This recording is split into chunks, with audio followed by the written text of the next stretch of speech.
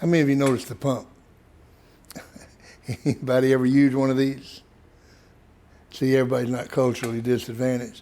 I was raised in a small town, Idabel, Oklahoma, born and raised. I want to be buried there so I can continue to vote. You know, we lived way out in the country in Idabel. You had to go toward town to go hunting. Zip code was EIEIO. There were 6 boys, my mom and dad. We had a 3-room house. There was no indoor running water. We worked before breakfast. Everybody had chores to do and everybody had a job. My job, I was the youngest, my job was to get water. And I had an older brother that was in charge of me getting water, of me helping me to get the water. And I learned of everything that I've learned in my life. I learned 5 lessons from this old pump that taught me how to build a football program. Can teach you how to build a family, can teach you how to build anything that you want to build. All the lessons you need are in this pump. The first lesson I learned was you got to have a proper beginning. And the proper beginning was them putting my oldest brother with me as a mentor to go down and teach me how to get water from that pump. I wasn't just sent down and said, go down and get water. They sent my oldest brother with me, and he mentored me on how to get water. Proper beginning. How do you begin anything? How do you begin your day? You know, most people begin their day the wrong way. They hit the snooze alarm. Then they got to go back to sleep. Then they got to get up. And then they're 15 minutes behind, and they spend all day trying to catch up, and it makes it impossible. They said that George H.W. Bush began every single day writing thank you notes to people that he had dealt with the day before. 97% of the CEOs in this country begin their day by reading something positive. I thought about that, and I thought about when I was in elementary school, how did we begin our days? In elementary school in Idabel, you began your day with the Pledge of Allegiance. You pledged allegiance to the flag of the United States. The second thing was you said the Lord's Prayer. The third thing was you sang. And I don't mean, I mean you sang. They taught the teachers at Idabel, George Elementary, they could pinch you right behind the arm on that tricep, and they could take a plug out of you. And so when they told you to sing and they got close to that arm, you knew to sing. And we would sing God Bless America, or we would sing songs like that. Well, when I became a head football coach, I said, how do you start every practice? We're going to start practices in a positive way. And the way we're going to do it is we're going to learn to sing. And every school that I ever went to, I taught them 3 songs. Number 1, I taught them God Bless America. They were going to love this country. The number 2 thing I taught them was the school song. And I promise you, you would not believe how many kids don't know the school song. The third thing I taught them was a song called Lean on Me, because I thought it taught them how to be a team. And sometimes in our lives, we all have pain, we all have sorrow, and we got to lean on each other to make it right. And I really do believe that won us a state championship in 1990. In 1990, we were picked the number 1 team in the state of Texas. And we had everybody coming back. I mean, my wife and her sister could have coached these guys and won the state championship. And we get beat the first game 36-0. And it wasn't as close as the score indicates. It was really bad. We got on the bus and we start home, and I always sat on the back of the bus. And that way I could always see the guys up front. And we're sitting there, and the young coach comes back to me. He says, Coach, and he tells me the player's name. He said, he wants to get the microphone. I said, give it to him. So he gave it to him, because I'd made him a promise I wouldn't talk to him after a game, and I didn't. And so he got on the microphone, and he goes, sometimes in our life. And they started singing Lean on Me. And they sang Lean on Me for a while. And then they sang God Bless America. And then they sang, whatever that was, And we sang all the way back to Marshall, Texas. We got off the bus in Marshall, Texas, and the news cameras and everybody coming running up there, and they were filming these kids getting off of that bus, and they were saying, "You're the number one team in the state of Texas, and you just got beat 36-0. I said, "Yeah." And the guy said, "You seem awfully happy." And the same kid that had led the singing, he said, "Nobody died." He said, "Tomorrow we'll watch the video. We'll figure out what we did wrong. We'll fix it, and we probably won't get beat again." And sure enough, they didn't. Now, you saying that won a state championship? Yeah, I believe it did. Because if I'd have gotten on after that game and started screaming at them and yelling at them, I think it would have gone a totally different way. It's how you begin anything that you do. I went to work when I was 18 years old selling books door to door, Southwest Bible Company out of Nashville, Tennessee. You went to Nashville, Tennessee, and you learned two things. The number one thing you learned was how to get up in the mornings. You had to roll out of bed 5 or 6 times a day and practice rolling out of bed, jumping up and saying, "I feel happy, I feel healthy, I feel terrific." Did you? No, you felt like a fool. It's 3 o'clock in the afternoon. But they taught you that was the best thing to do to get your day going. Because if you got your day started right, everything else was fine. How do you begin anything you do? How do you start your class if you're a school teacher? What's the first thing you do? There's a teacher in North Carolina, and the first thing he does every day that the students come in, they write down something good about somebody in that class.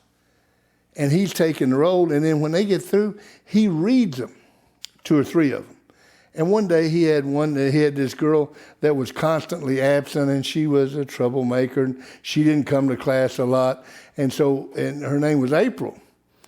And he gets it and he says, "I'm sure glad April's here. We've really missed her and we enjoy having her in class." And she came up to the class and the teacher's name was Charlie Abgerley, and she said, "Mr. Abgerley, you wrote that." He said, "No, honey, I just read them." And he said tears came in her eyes, and she said, "I'm not going to miss another day." How do you begin the day? How do you begin the day in school? How do you begin your practice? How do you begin your sales talk? How do you begin anything? You got to have something to do it. Since 1981, we started every single football practice by sitting down with our kids and discussing a character quality. On Monday and Friday, we taught them how to set goals. Tuesday, Wednesday, and Thursday, we focused on one character quality. And we would tell a story with that character quality. We began each day. That was the 15 or 30 minutes at the end of practice that most coaches use to tell them what they did wrong or what they didn't do wrong that nobody pays any attention to. We use that same time to teach a character quality. Second lesson, you learn from the old pump. Jesse would tell me, my oldest brother, he'd say, "Dennis, you need to go down the creek and get you some water and prime the pump. If you want water to come out, what do you got to put in? You got to put water in." Here's the key, though. What if what's coming out is not what you want to come out? If what's coming out is not what you want to come out, and you keep doing what you've been doing, that's called insanity. In other words, if you keep doing what you've been doing and you think you're going to get something different, that's insanity. That's the definition of insanity. If you're going to change what's coming out, you're going to have to change what's going in. Well, the Booster Club wants what to come out? Wins. They want you to win football games. They want you to be successful. They want you to make money. They want you to do the things that you ought to do. The community wants you to produce good citizens. That's what they want out of a football program. They want good citizens, good people. And if they're not getting those things out, then you're going to have to change what's going in. If you're where you are, who you are, and what you are because of what's going into your mind, you're going to have to change what's going into your mind to change who you are, where you are, and what you are. Now, there's 3 lessons in there. Number one, the number one thing that you have to understand in athletics, there's 3 parts to being successful. Number 1's your body. Number 2 is technique. And number 3 is attitude. And let me go back a minute. Body. What is your body? The bigger, the faster, the stronger, the quicker, the better the body is, the better the chance you have of being successful. Amen? Amen. Yeah, there's no doubt about that. Are there any tapes, videos, books on how to improve the body? Amen. If you don't know how to improve the body, it's because you don't want to know. Number 2, technique. Technique is you've got to teach a technique of how to throw a football. You got to teach a technique of how to block somebody. You got to teach a technique of how to tackle, of how to do the things right. In sales, if you're in sales, you have to teach a technique on how to sell. Any books on that? Amen. Any videos? Amen. Well, yeah, there's no doubt. If you don't know the technique in sales, if you don't know the technique of blocking, tackling, throwing, catching, kicking, serving, spiking, is there plenty of information for you? If you don't know it, it's because you don't want to know. The third thing is your attitude or your character. Attitude and character, it's all the same thing. What's the biggest lie that's ever been told? Athletics teaches character. No. Athletics teaches blocking, tackling, catching, serving, spiking, running. Athletics will not. If athletics taught character, then the person that was in athletics the longest would have the greatest character. So all the pro athletes would be just completely they'd just be so full of character, it'd be unbelievable because they've been in athletics the longest. No.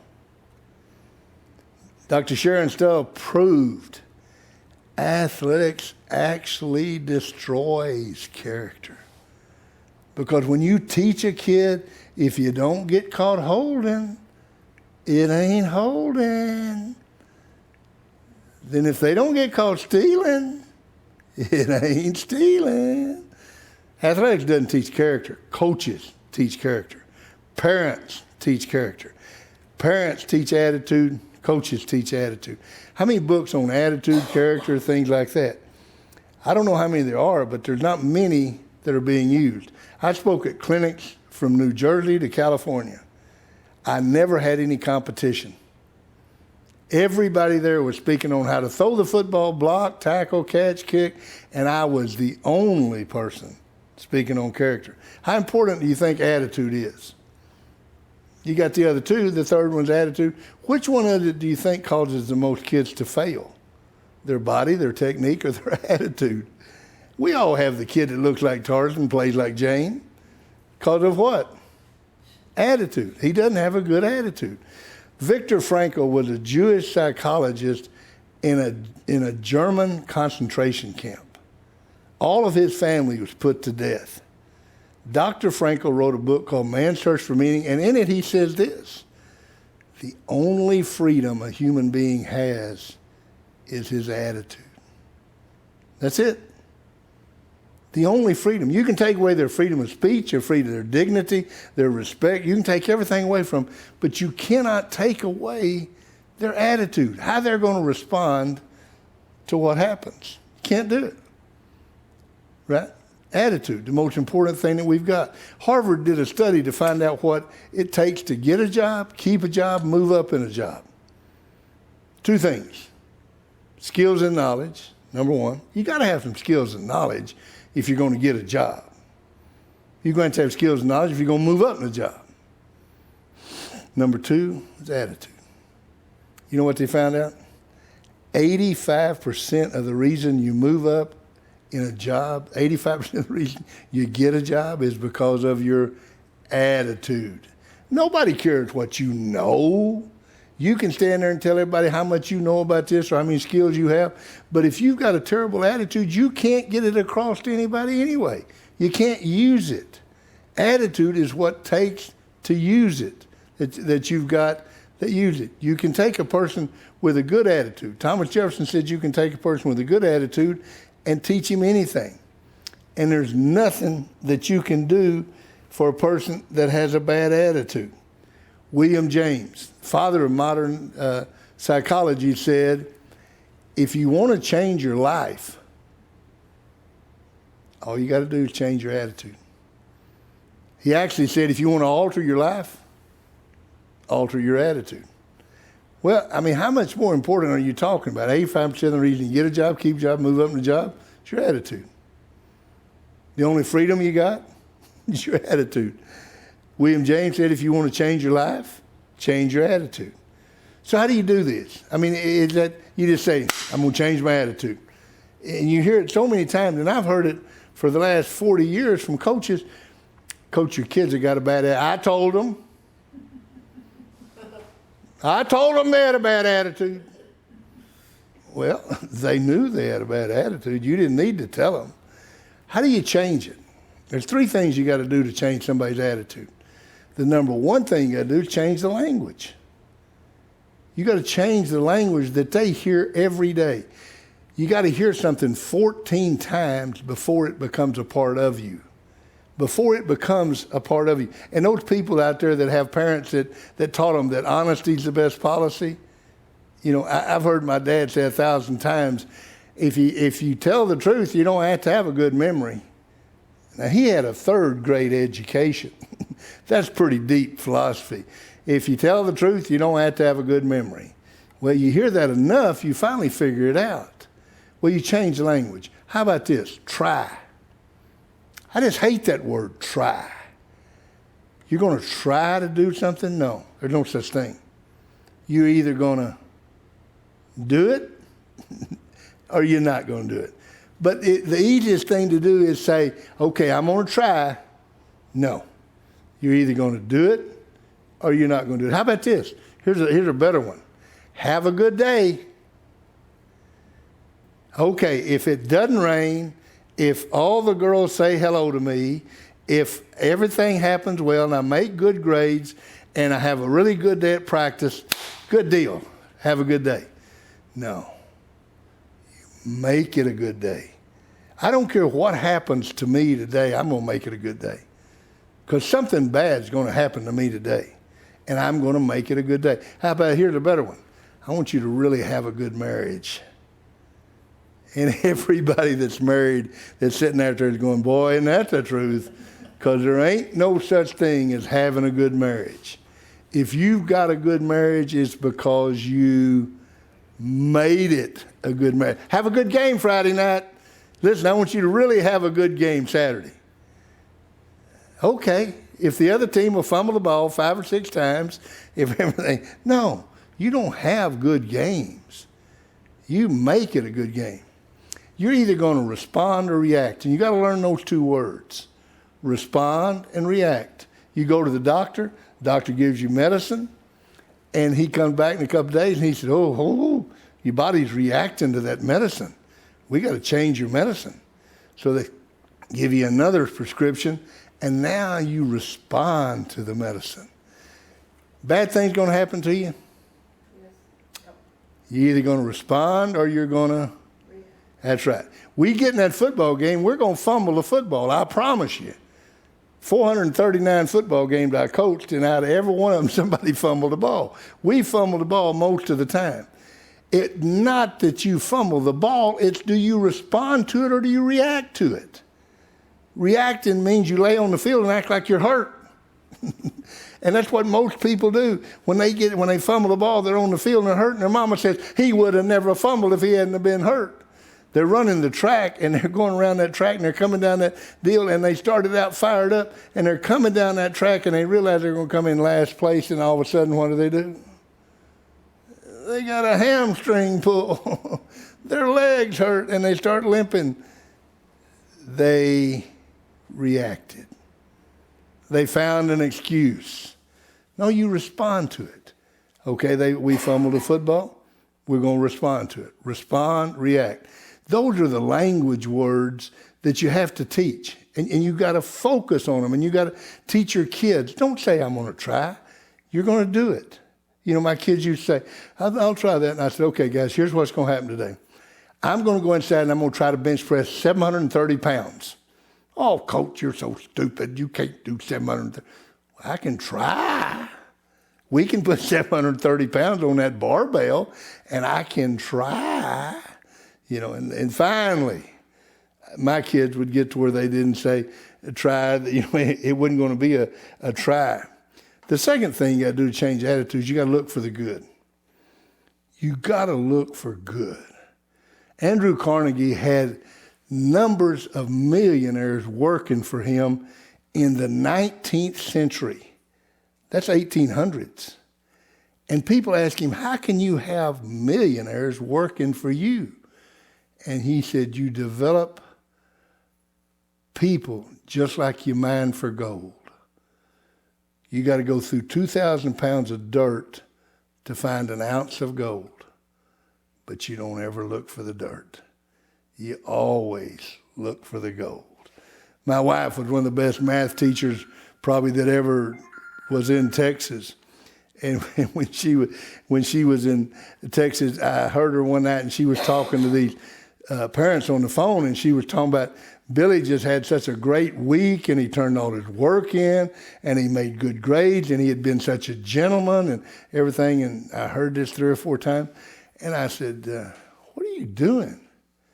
And Mary said, well, I call one kid out of each class that's really had a good week. And I tell the parents, I know you usually don't ever get a phone call from anybody except negative. And I want you to know Billy's had a good week. And I said, does it work? She said, Dennis, you wouldn't believe it. They come in there and they say, Miss Parker, you saved my life. I forgot to take the trash out in my dad, and you called and you saved me. And I'd say, Miss Parker, my folks gave me $20. And the kid says, call my folks. And she said, do something to cause me to call your folks. You look for the good. You don't look for the bad. Who's the greatest motivators on a football team? If you're a football coach, who's the greatest motivators? Fat boys. Those are the greatest motivators in the world. You get out there. I used to tell the guys, I'd say, guys, at the end of practice today, we're going to run 25 100-yard dashes. Oh, Cole, why? Why are we running 25? Okay, I tell you what I'm going to do. Since I'm such a nice guy, I'm going to make y'all a deal. I'm going to pick out one player on this team, and every time he says something good about another player, I'm going to mark off one of them. Who is it? Well, I'm not going to tell you who it is. I bet it's Billy. He don't ever say nothing. Well, I'm just whoever it is. And so you'd get out there, and then you'd hear, hey, great catch. Did you hear me, Coach? And all of a sudden, they're just like you. They're starting to laugh, and they're starting to have a good time. And then practice is over. And they didn't notice it. You look for the good. There's good in everybody. At the end of every football season, we had a banquet. And we had each coach talk about a player, the seniors especially. And I would make the coaches give me what they were going to say. And you'd be amazed how many times coaches would come in and say, I don't know if I can say anything good about the kid. I'd say, well, what about that night in Westville when we put in that heavy formation and he ran 4 times and we scored and we won the game? Oh, yeah, okay, yeah, that's good. You know what I'm saying? I mean, you got to look for the good. And when you start looking for the good, it's amazing how much good there really is out there. It really makes a world of difference. The third thing you got to do to change the attitude is you got to change the exposures. The difference between this generation and my generation. My generation, you know what we watched on TV? Leave It to Beaver. It's on TV land if you don't know what I'm talking about. You know, Gunsmoke. The good guys wore the white hats. The good guys always won. Your mom could sit there and you'd say, you see what Beaver's doing? That's exactly what I talked to you about the other night. What are they exposed to today? Well, the average 18-year-old is going to get 148,000 negative stimuli. It's been proven that for every negative stimuli, you need anywhere from 7 to 11 positive to counteract it. That means the average 18-year-old is going to get needs 1.6 million positives. Where are they going to get them? That's our job. Our job, if there's hope in the future, there's power in the present. Well, if you want to empower your kids to do something today, give them hope for the future. Give them positive exposures. And that's essentially what we did. We took the 36 qualities that this think tank in Colorado determined 300 greatest leaders in the world possessed. These people, this is Mahatma Gandhi, Jesus Christ, Abraham Lincoln, Martin Luther King, George Washington. These people were the greatest leaders in the world. And these people had these 36 qualities to the nth degree. Amen? I mean, Abraham Lincoln is known as Honest Abe. Why? Because he extolled the virtue of honesty. Well, here's the greatest thing about all this I just told you. Every human being has these 36 qualities. Every person has them within them. Have you ever told the truth once in your life? So you got honesty in there. You've done every one of these 36 qualities are in there. Now what do you got to do? You got to get them out. What does the word educate mean? The word educate actually means to pull out. So what's in there is this quality of honesty. What's in there is this quality of integrity. What's in there is this quality of persistence. All this quality is in there, and what do you got to do? You got to pull it out. And you got to have a system of how you're going to get it out of them. How do you get that out of them? Here's how you do it. It doesn't get any simpler than this. Don't start trying to look for something complex.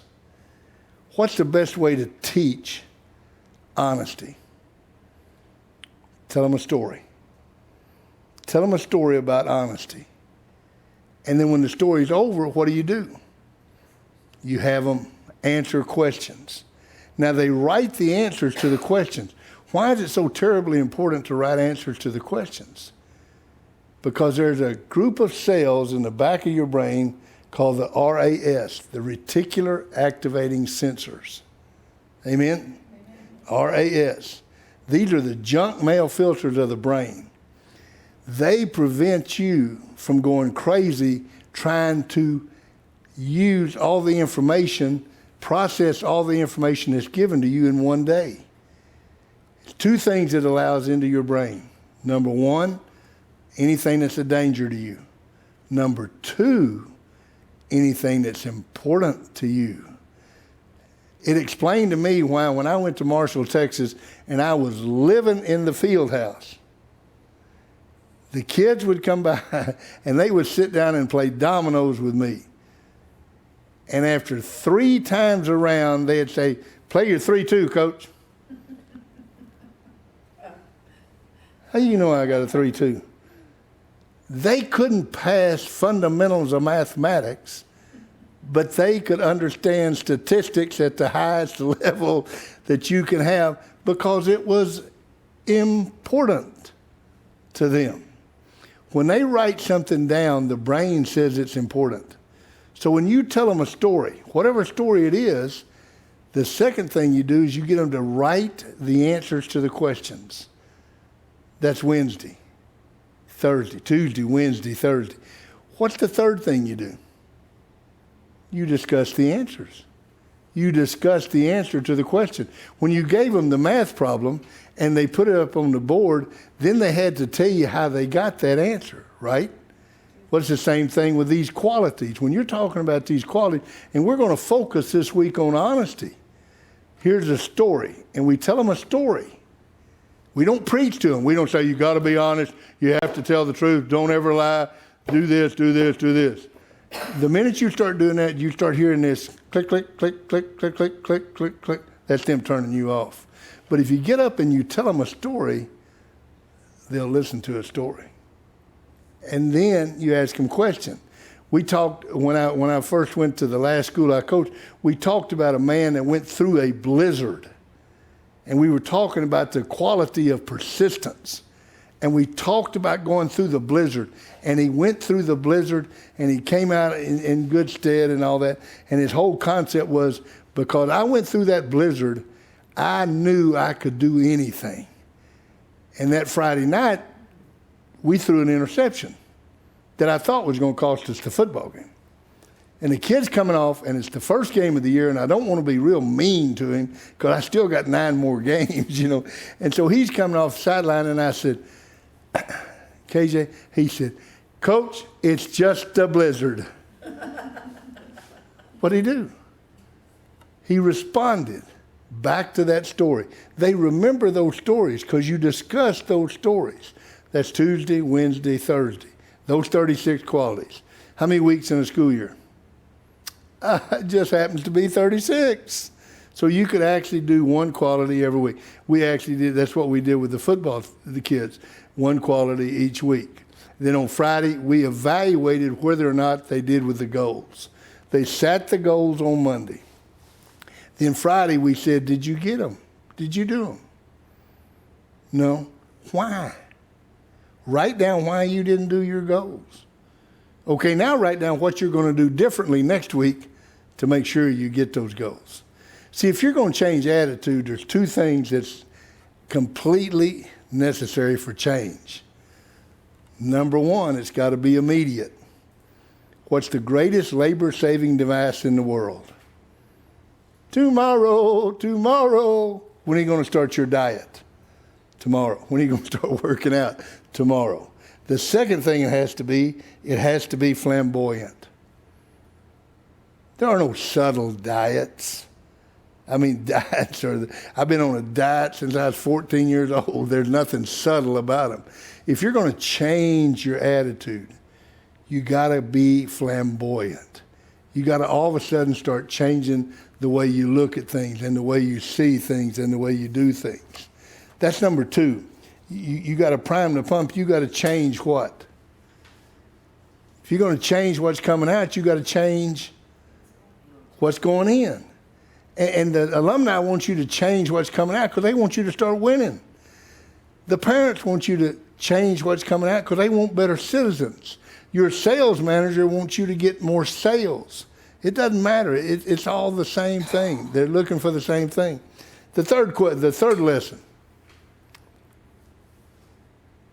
I'd be pumping, and I'd say, Jesse, why is it so hard to get water here? And he'd say, well, Dennis, you can go 19 miles up the road to Valiant and get you some of that good old hot sulfur water. Yeah, that stuff stinks and it tastes bad. Yeah, it's right on top of the ground. See, the hardest, coldest, sweetest water in the world is also the deepest. It's the hardest to get. And that's what you're after. You're after the hardest to get. I told you a while ago I went to work for that Southwestern Bible Company selling books door to door. They taught us the sales talk, and they taught us exactly how to get them to turn the TV down. If you were sitting there in front of the TV and the guy was sitting there and they were watching the TV and you needed them to turn that TV down, what you do is you'd and then you'd laugh. What did he say? Turn that TV down, boy. So, they taught you all these tricks and they taught you the sales talk and they taught you everything. But Spencer Hayes did the most amazing job of teaching you this. If you could leave those people with those 3 books, the Bible Encyclopedia, the History of the Bible, and the Bible Storybook, they would be better people. You would be doing them a service. So you quit trying to make money and started trying to help people. Well, in 1981, we quit coaching football and started coaching kids. And the minute we started trying to make kids better kids, all of a sudden we start winning a bunch of football games. I had a guy from Tennessee. He told me, he said, I heard your speech. And I said, baloney. He said, I was 0-10. We didn't win a game that year. And I heard you say, you know, you tried to make those better kids and all that, and you didn't care about winning and all that.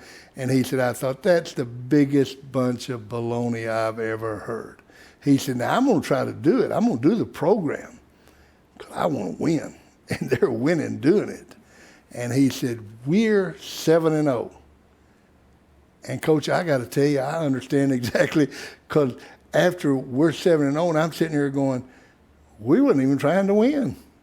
We were just trying to make them better people. What's the coldest water in the world? Better people. When you can make somebody a better kid, I don't care where you're at. You know, if you're selling something out there and you're in it for the money, you're going to go broke. Let me guarantee you. But if you're selling it trying to help people, you're going to get rich. If you're coaching and you're trying to help kids, you're going to have the most rewarding life you've ever had. That's the third lesson. Fourth lesson, and I'd be sitting there and I'd be going, and Jesse would say, don't quit. I said, what do you mean don't quit? He'd say, you may have got the water right here, and the minute you quit, the water went all the way back down. He said, you can't ever quit. That's one thing you can never, ever do. Winston Churchill was one of the greatest speakers, and they had him speak at a university in London, or in England, and he got up to speak, and everybody sat back, got comfortable, fixed their clothes. They were ready for that 3-hour speech that Churchill was so good at giving. And he got up and he said, never, never, never, never, never, never quit. And he sat down. And the head of the university looked at him. He said, that's it. He said, if they take what you've taught them and they take that, they will be ultra successful in life. You can't ever quit. You never know how close you are. In East Texas, you can be going through a rainstorm, just a deluge. And if you stop, you'll sit there and drown. If you drive a little bit further, you come out into the sunshine. You know, that's the key. You just can't ever quit. You just got to keep coming. It's just like that kid I talked about a while ago with Castro and the blizzard. You know, he went through the blizzard. He just kept going, and he got there, and he realized that he had done something nobody else had done. He never quit. Here's something that ought to be ingrained in every kid. Every kid should learn this. Your expectations in your life are based on your self-respect. Now, mothers love to say self-image. It ain't got nothing to do with self-image. It's got to do with self-respect. Now, what's the number one thing anybody in the world wants? Respect. Tell me, how do you get respect? You never quit. You have a real hard time or something that's very difficult, and what do? You keep going. I coached a lot of kids, and the most respected kid I ever saw in my life was Anthony Robles. Anthony Robles was a state champion wrestler at Mesa High School. Anthony Robles was an NCAA national champion wrestler at Arizona State. Anthony Robles had one leg. Who do you think the most respected person at Mesa High School was? Anthony Robles. Who do you think had the most self-respect of anybody at Mesa High School? Anthony Robles. What do you think his expectation level was? See, here's the key. Respect doesn't come all at once. It comes in little pieces. In other words, if you're supposed to do 10 math problems and you do 9, you know what you lost? A little self-respect, because you know you quit. If you do that 10th one, I don't care how hard it is or how tough it is, what do? You gain self-respect. We gave a dog tag with a nevertheless on it. Nevertheless is the greatest word you can have in a sentence with your name. Anthony Robles only had one leg, nevertheless. He didn't have parents, nevertheless, he came to school every day. We gave a nevertheless dog tag if you came to practice every day. We didn't put pictures of those guys that made All-American on the board. We put pictures of the guys that got the nevertheless dog tags. Because if you put pictures of the guys that made All-American, you should put pictures of God if you're a Christian, or their parents if you're not a Christian. You put pictures of them that come every day because they did that. You want to gain self-respect? You want the expectations in your life to go up? Never quit. Don't ever quit. What you expect out of your life is exactly proportional to the self-respect that you have. Self-respect is totally dependent on never quitting. Don't ever quit. Once you get the water going in a pump like this, what do you got to do to keep it going? Nothing. It'll just keep running and running. Every once in a while, you just got to give it a little push. You see, there's a road that's built there. And once you get that road built, there's nothing to it. It's like building a football program or building a group of people in a sales marketing or anything. Once you get it set in place, what do you got to do? You don't do anything. Jonathan Livingston was one of the first missionaries to Africa, and the people at his home church wrote him and said, "We want to help you over there. We really do. How's the roads?" And Livingston wrote him back and he said, "I don't come if you need roads. I need people that's going to build roads." Well, you don't turn a football program around. You don't turn a sales marketing around. You don't turn a family around. You don't turn a church around. You don't do anything unless you're willing to build roads. Because there ain't no road. When we went to Judson in 1983, there wasn't no road to a state championship. Nobody had ever been there. There became one in 1983, and then they won 5 or 6 more. Why? All you got to do is follow that road. You know, you go to Marshall, there's never a road to a state championship. All of a sudden there is one. All of a sudden they're back in the finals, and they're back in the finals. Why? Because there's a road. You built a road. Everybody out there is going to build a road.